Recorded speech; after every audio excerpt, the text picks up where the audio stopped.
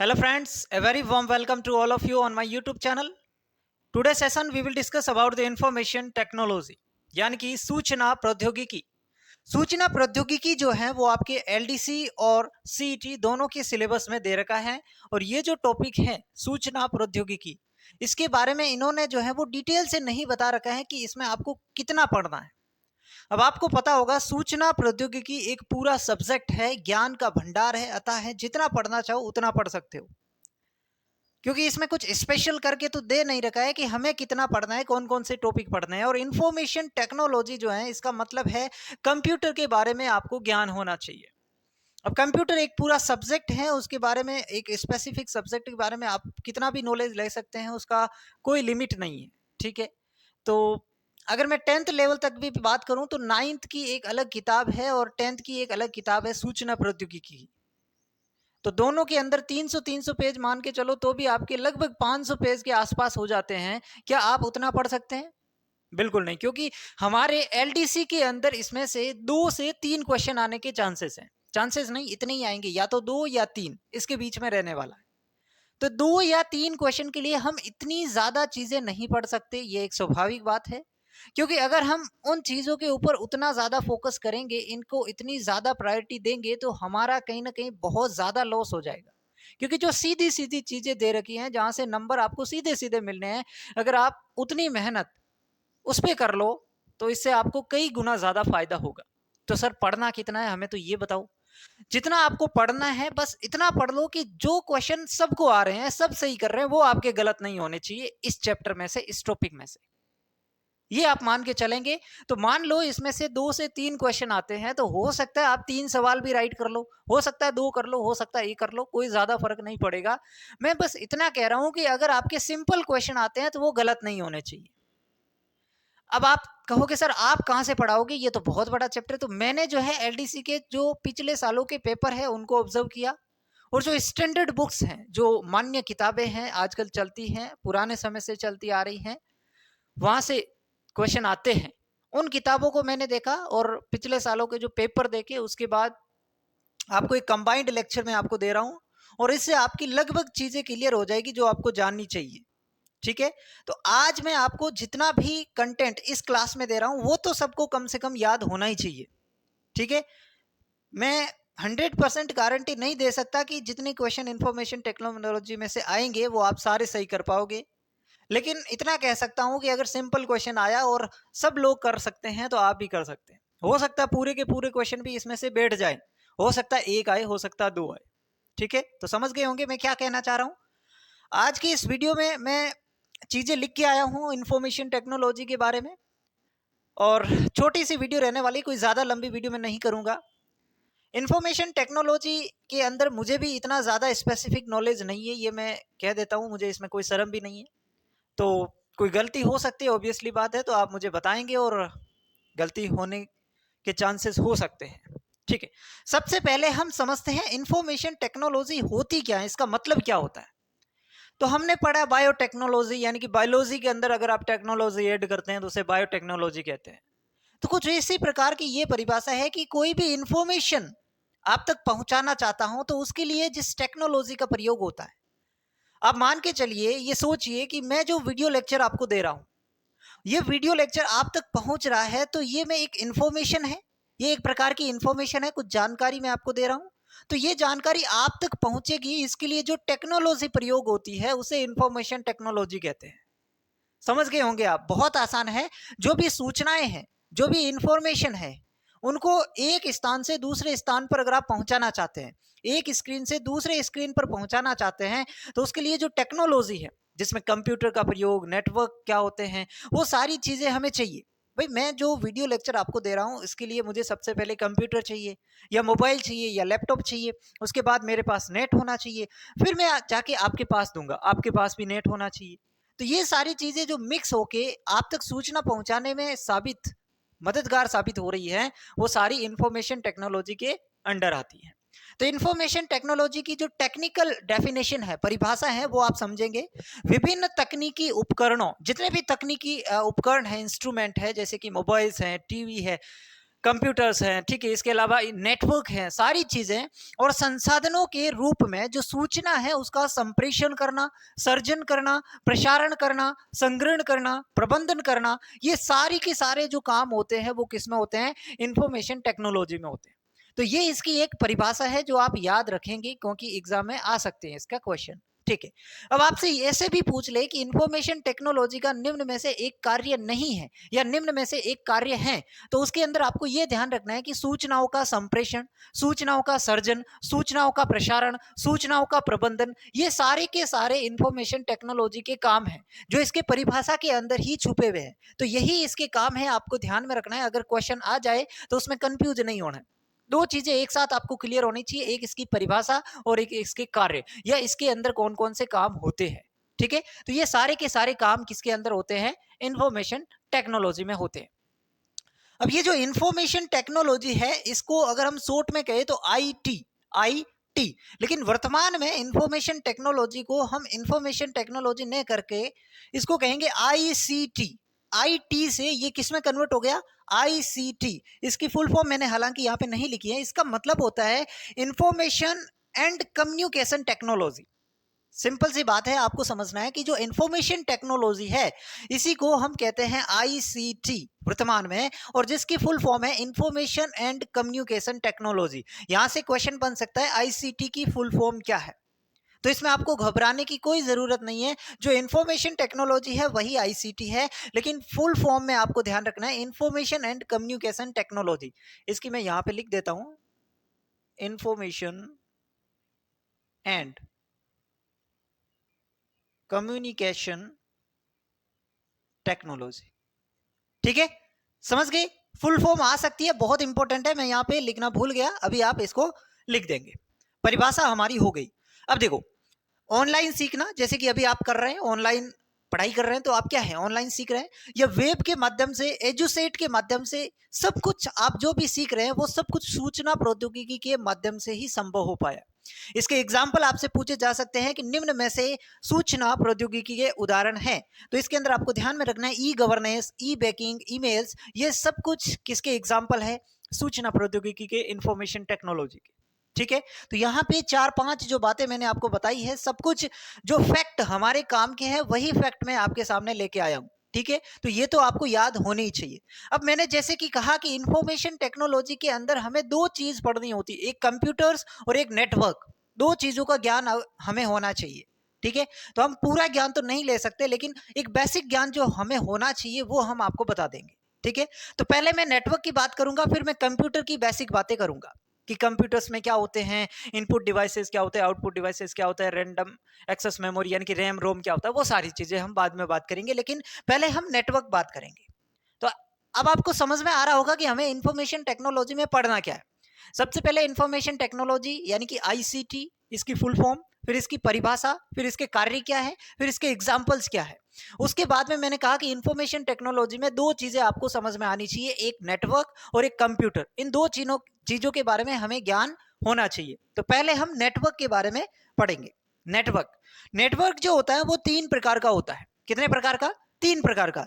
एक होता है LAN यानी कि लैन, एक MAN मैन, और एक WAN यानी कि वैन, ठीक है। तीन प्रकार का नेटवर्क होता है जो कि आपको समझना है। अब इसकी सबसे पहले आपको फुल फॉर्म आनी चाहिए।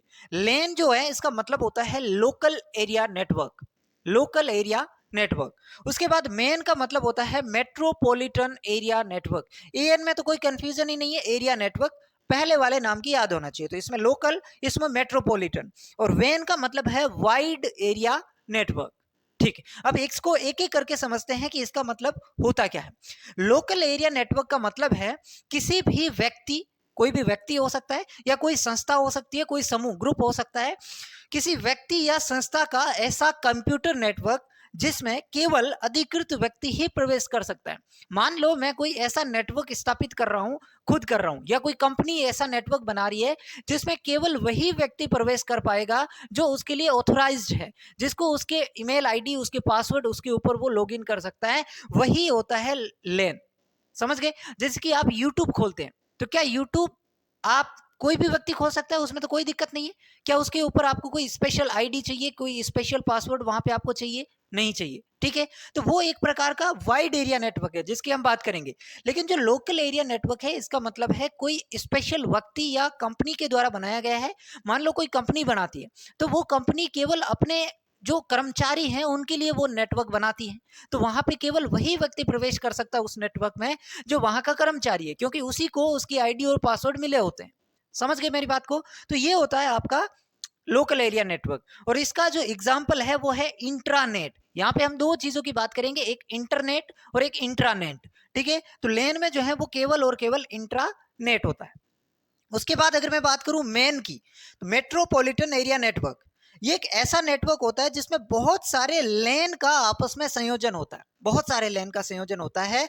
और इसमें भी केवल वही व्यक्ति प्रवेश कर सकता है जो इसके लिए ऑथराइज्ड है, अधिकृत है। इसका क्या मतलब हुआ? सिंपल सा मतलब इसका ये आप समझो कि जो आपके ई मित्र है, ई मित्र आप सब जाते हैं फॉर्म अप्लाई करने, तो ई मित्र वाला आपके बिजली का बिल भी भर सकता है, आपकी आरपीएससी अगर कोई फॉर्म निकालती है तो वो भी भर सकती है। इसके अलावा आपकी कोई बसों का टिकट है, रेल का टिकट करना है तो वो भी कर सकते हैं। यानी कि कितने सारे क्षेत्रों के एक साथ काम कर सकता है। और हर क्षेत्र, जैसे कि बसों का टिकट है तो वो एक लेन प्रकार का हो गया, आरपीएससी जो है वो आपका लेन प्रकार का नेटवर्क हो गया।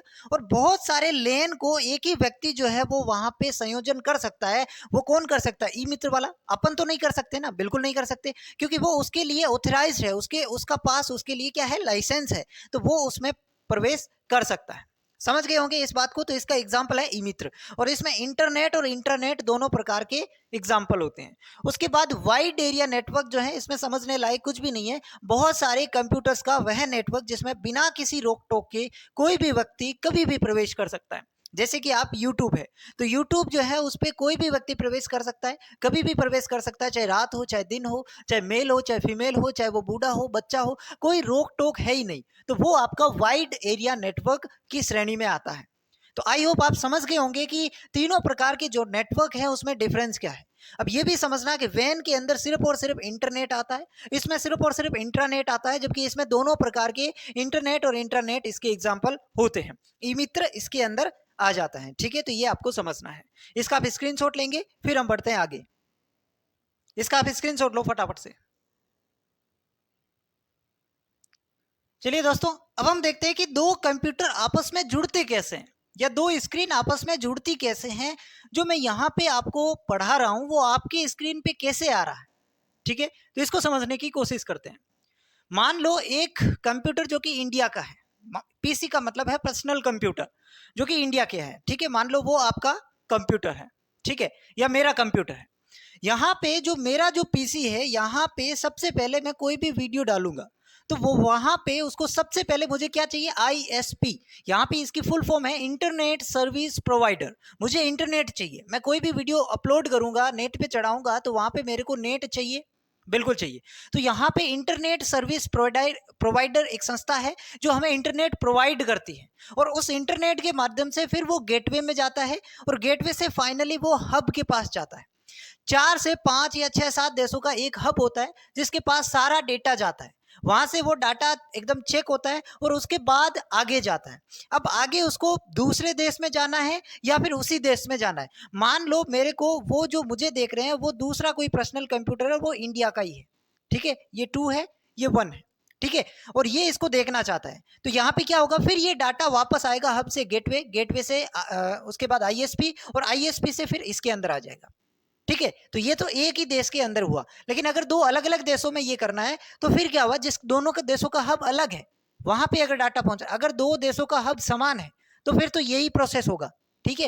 लेकिन जिन देशों का हब अलग है, अपना अपना अलग हब होता है, तो वहां पे क्या होता है? जैसे कि इंडिया का हब क्या है? सिंगापुर है ना। तो आप यहाँ से कोई भी वीडियो अपलोड करते हो या किसी को कोई भी मैसेज भेजते हो, तो वहां पे सबसे पहले ये पूरा चेन जो है वो पूरी होती है, उसके बाद जो है वो मैसेज आता है जिसको भी आप भेजते हो।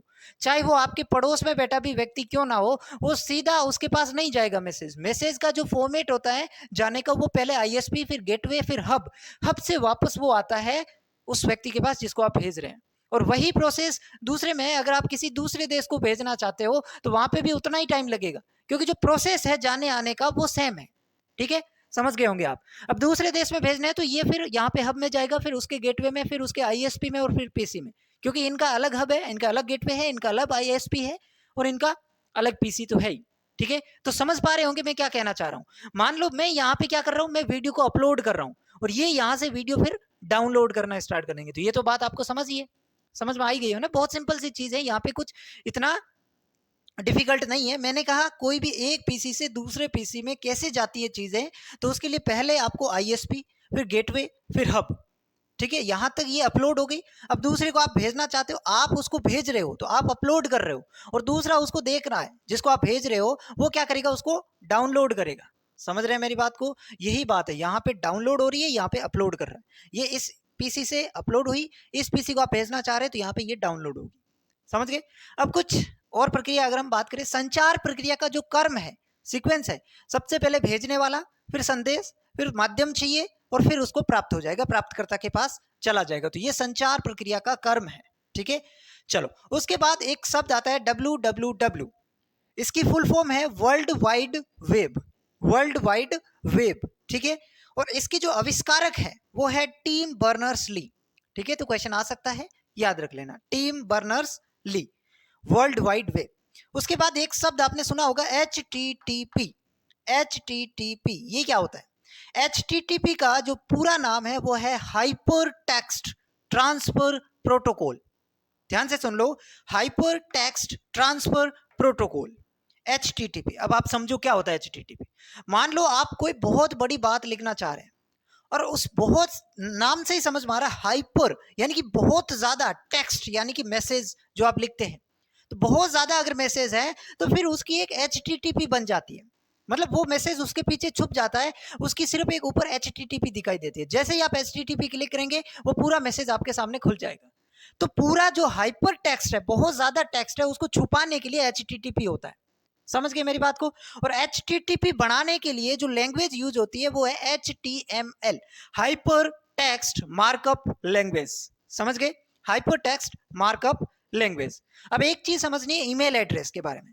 तो ईमेल एड्रेस हम कैसे लिखते हैं, पहले हम XYZ जो भी आप लिखना चाह रहे हैं, जैसे कि मैं मनी जानी, तो यहाँ पे लिखूंगा moneyjani@gmail.com। वैसे भी आप अपना नाम कुछ भी लिख सकते हैं, XYZ मैंने डाल दिया, फिर @gmail.com। तो यहाँ पे इसका जो प्रथम भाग है, ये वाला जो पार्ट है, इसको कहते हैं यूजर नेम। तो एग्जाम में क्वेश्चन आ सकता है, ईमेल एड्रेस का जो प्रथम भाग है वो किसको इंगित करता है?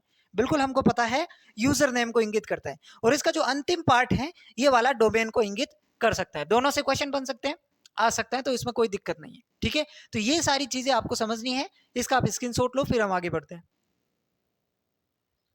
चलो दोस्तों, अब हम कंप्यूटर के बारे में बात करते हैं। नेटवर्क हमारा यहाँ पे समाप्त होता है।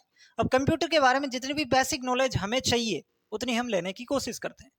कंप्यूटर की अगर मैं बात करूं, सबसे पहले यहाँ पे कंप्यूटर के जो जनक है, कंप्यूटर के जो जनक है वो है चार्ल्स बेबेज। क्योंकि यहाँ से क्वेश्चन आ सकता है तो हम लिख देते हैं इसको भी। कंप्यूटर के जनक किन्हें माना जाता है? चार्ल्स बेबेज को। और अब कंप्यूटर की अगर मैं बात करूं तो कंप्यूटर में जो चीज होती है वो है डाटा। कंप्यूटर में क्या होता है? डाटा होता है। तो उस डाटा के अंदर आपको ध्यान रखना है, 4 स्टेप होते हैं। सबसे पहले हम डाटा इनपुट करते हैं, उसके अंदर डालते हैं, फिर उस डाटा को स्टोर होता है उस कंप्यूटर में, फिर उसकी प्रोसेसिंग होती है, और फिर वो आउटपुट होता है, मतलब हमें दिखता है। तो 4 चीजें यहाँ पे होती है, data input, data storage, data processing और डाटा आउटपुट। ये 4 चीजें आपको ध्यान में रखनी है। अभी आप याद कर सकते हैं, data input, data processing, data storage और डाटा आउटपुट, ठीक है। और यही इसका सीक्वेंस है। अब डाटा इनपुट को अगर हम समझे, मतलब कि हमें डाटा डालना है, इनपुट मतलब अंदर रखना है, तो उसके लिए कौन कौन से डिवाइस है? उसके लिए इनपुट यूनिट्स चाहिए भाई। इनपुट करने के लिए इनपुट यूनिट्स, सबसे पहले कीबोर्ड, कीबोर्ड से हम टाइप करके डाटा को अंदर डाल सकते हैं, या फिर माउस के द्वारा, scanner, camera, mic, OMR। OMR की फुल फॉर्म याद रखना बहुत जरूरी है, optical mark reader. OCR optical character reader. MICR इसकी भी फुल फॉर्म आप याद रख लेना। QR कोड, बार कोड, और न जाने बहुत सारे इसके अंदर और भी एग्जाम्पल आपको मिल सकते हैं, तो वो सारे इसमें इंक्लूड कर लेना, ठीक है। तो ये इतनी लिस्ट नहीं है, इसकी और लिस्ट लंबी हो जाएगी अगर आप इसको ढूंढेंगे। तो इनपुट यूनिट का मतलब आपको समझना है कि जिससे हम डाटा को अंदर डाल सकते हैं कंप्यूटर में, वो इनपुट यूनिट हो सकती है। तो कीबोर्ड है, माउस है, माइक है, कैमरा, सब कुछ क्या होते हैं? कैमरा तो क्या, स्कैनर वगैरह, OMR, OCR, MICR, bar code, QR code, ये सारे के सारे इनपुट यूनिट्स के अंदर आती है। उसके बाद होता है डाटा का स्टोरेज। कंप्यूटर में स्टोर करने के लिए 2 प्रकार की मेमोरी होती है। एक होती है रैम और एक होती है रोम। रैम की फुल फॉर्म होती है रैंडम एक्सेस मेमोरी, और रोम जो होती है इसकी फुल फॉर्म होती है रीड ओनली मेमोरी। ठीक है, कंप्यूटर में डाटा को स्टोर हम दो प्रकार की मेमोरी में कर सकते हैं, या तो रैम में या रोम में। रैम और रोम की फुल फॉर्म आपको याद होना चाहिए।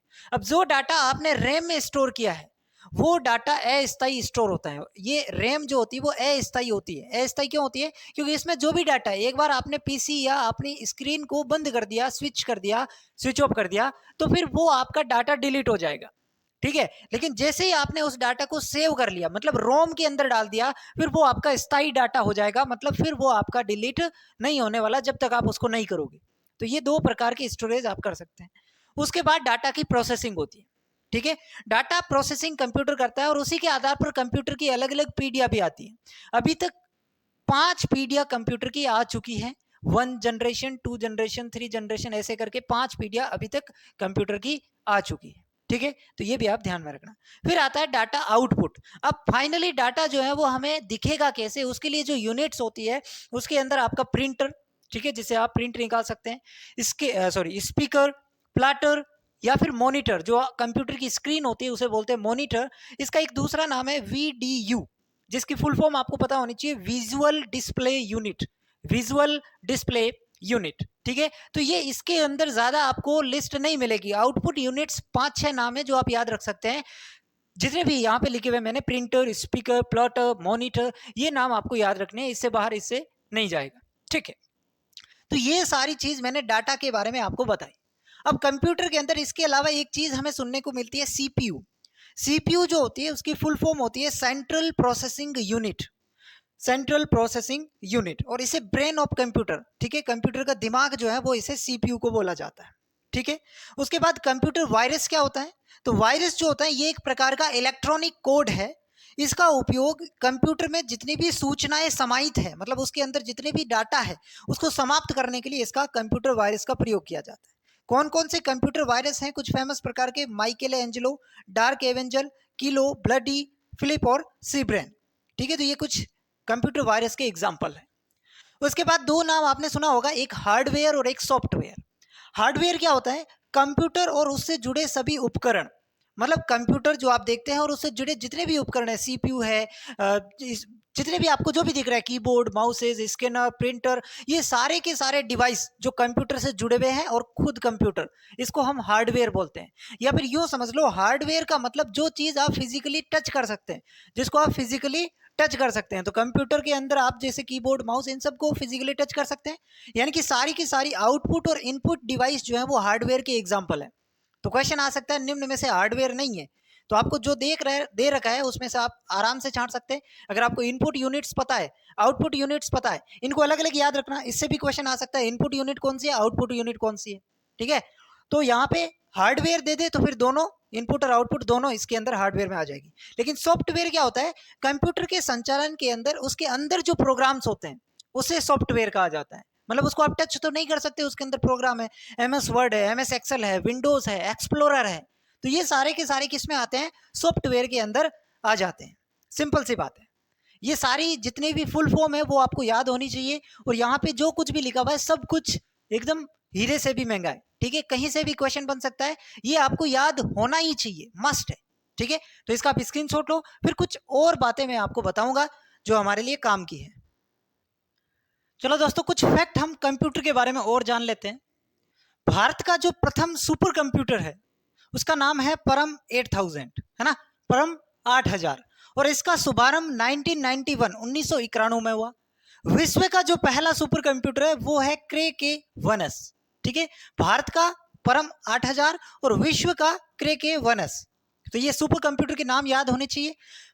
भारत का पहला डिजिटल विश्व का पहला डिजिटल कंप्यूटर ENIAC, ENIAC। ठीक है, और भारत की प्रथम जो वेबसाइट है वो है एपिक, EPIC। तो ये चार नाम आपको याद होने चाहिए। भारत का प्रथम सुपर कंप्यूटर, विश्व का प्रथम सुपर कंप्यूटर, विश्व का प्रथम डिजिटल कंप्यूटर और भारत की प्रथम वेबसाइट। तो यहाँ से क्वेश्चन आपको देखने को मिल सकता है। कब बना परम 8000 की शुरुआत कब हुई ये भी याद रखना है। और भारत के अंदर जो सुपर कंप्यूटर के पिता माने जाते हैं वो है विजय पांडुरंग। ठीक है, विजय पांडुरंग। और ओवरऑल जो सुपर कंप्यूटर के पिता माने जाते हैं वो कौन है? सिमोर क्रे, है ना, जो नाम है क्रे के वनस, याद रख लेना, इसकी है सिमोर क्रे। तो ऐसे आ जाए सुपर कंप्यूटर के पिता कौन है, तो सिमोर के। और अगर आ जाए भारत में सुपर कंप्यूटर के पिता कौन है, तो फिर विजय पांडुरंग हो जाएगा। उसके अलावा एसएसओ क्या होता है, तो सिंगल साइन ऑन, ये इसकी फुल फॉर्म है। यूआरएल क्या होता है, यूनिफॉर्म रिसोर्सेज लोकेटर, ठीक है, जिसे हम इंटरनेट पर संसाधनों का पता लगाते हैं, ठीक है।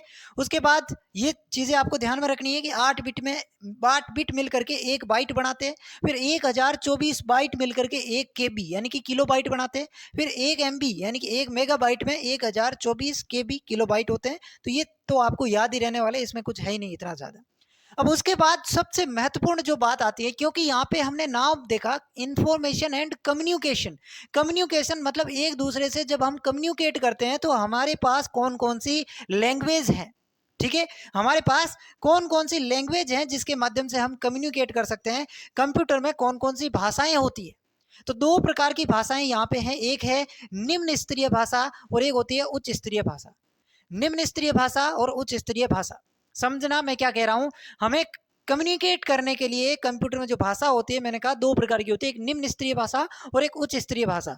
निम्न स्तरीय भाषा जो है, इसका प्रयोग मशीन से मशीन को समझने के लिए होता है।